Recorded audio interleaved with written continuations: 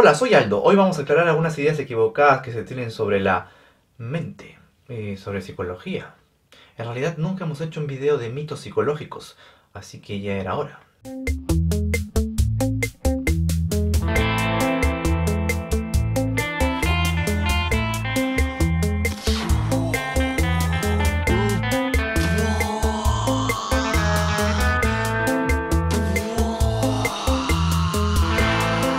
Seguramente conoces a alguien que se jacta de tener una memoria fotográfica.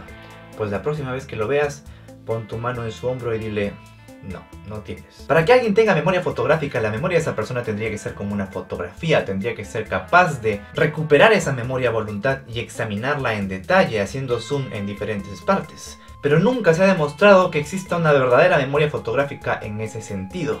Seguramente alguien ya te va a decir: yo me refería a que puedo recordar caras fácilmente. Bueno, pues eso no es memoria fotográfica, eso es recordar caras fácilmente. Lo que sí, algunas personas pueden tener memoria eidética, que a veces es confundida con memoria fotográfica, pero no son lo mismo.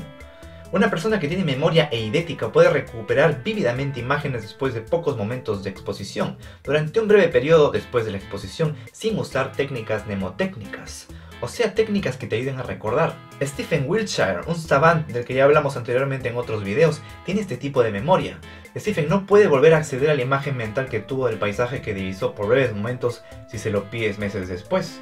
Eso debería ser una memoria fotográfica, y pues, como dijimos, una habilidad de tal naturaleza nunca ha sido probada. Hay un solo caso de posible memoria fotográfica de una chica llamada Elizabeth, que es la que más se acerca a lo que se podría definir como tal.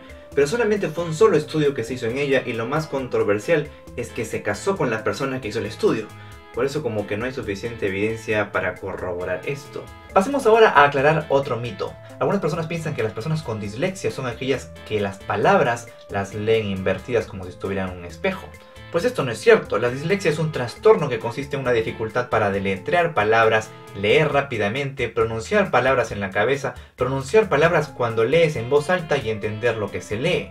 Aunque algunos disléxicos también tienen problemas por invertir letras, ese no es un síntoma característico de la dislexia. Hay incluso un sitio web que afirma que Leonardo da Vinci tenía dislexia no por alguna evidencia de que tuviera problemas para leer, sino porque podía escribir hacia atrás. Tal vez ese es uno de los causantes del mito. Hay otras personas que utilizan la palabra dislexia para excusarse de otros problemas, como por ejemplo, cuando te dicen: no eres tú, soy yo, tengo dislexia. Ok, eso fue una broma, pero de hecho que sí has escuchado que algunas personas suelen relacionar los problemas de dislexia con problemas de memoria o de descuido incluso. Paco siempre está olvidando su lonchera. Hay que entenderlo, es disléxico. De ser cierto, esto supondría una conexión entre el problema de lectura y la memoria, y este no es el caso. Eso querría decir que cualquier persona que tenga dislexia tendría que tener problemas de memoria también. Otro mito. Algunas personas creen que una persona esquizofrénica es aquella que tiene varias personalidades o una personalidad separada, o aquella que constantemente cambia de parecer. Esto no es cierto. Tal vez esta idea provenga del origen griego de la palabra que quiere decir mente separada.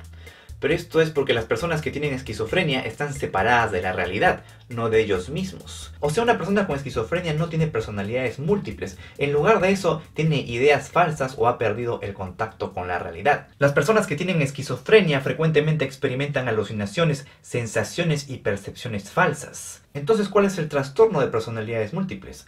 Ese se llama trastorno de identidad disociativo, también conocido como desorden de personalidad múltiple. Este trastorno sí se caracteriza por la existencia de dos o más personalidades en una persona, cada una con su propio patrón de percibir y actuar con el ambiente. Y para terminar, veamos el trastorno obsesivo compulsivo. Seguramente conoces a alguien que en tono de broma siempre dice cuando está arreglando algunas cosas: es que tengo trastorno obsesivo compulsivo.